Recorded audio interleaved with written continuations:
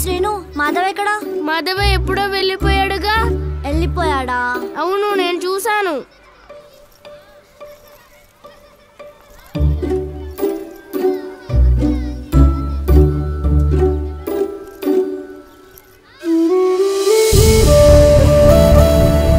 మాధవా,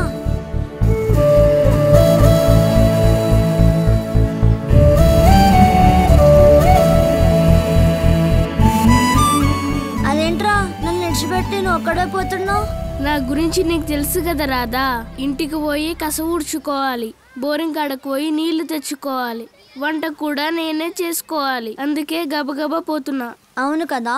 అయినా ఈ పొద్దున పుట్టినరోజు, మా ఇంటికి వస్తే పాయసం ఇస్తాను కదరా. పాయసమా? ఆ, అబ్బా, నేను ఎప్పుడు తినలేదు రాధా. పద మీ ఇంటికి పోదాం. దా.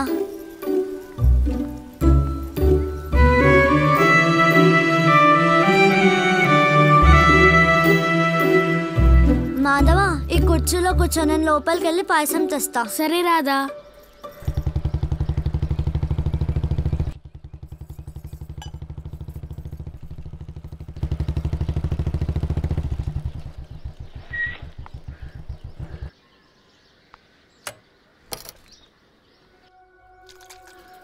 ఎవడరా నువ్వు?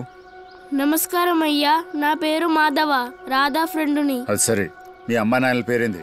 మా అమ్మ పేరు రామ్ తులసి, మా నాన్న పేరు ఓబిలేసు. ఏంది ఆ మధ్య ఇద్దరు ఒకేసారి చనిపోయినారు? ఆ ఓబులేస్ కాని కొడుకువా? అవునయ్యా. ఇట్రా, ఏడ నుంచో.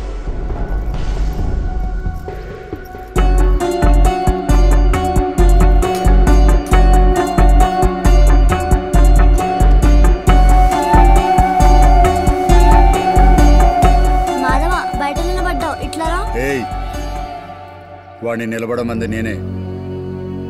ఆ గ్లాసులో ఏముండాలి? పాయసం నాయనా, మాధవ కోసం తెచ్చా. ఆ గ్లాస్ లోపల పెట్టు, వేరే గ్లాసులో తీసుకురా.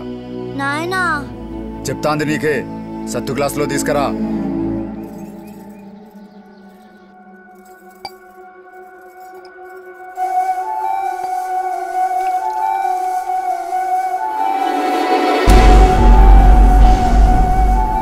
ఏయ్, ఆ గ్లాస్ ఆడబెట్టు.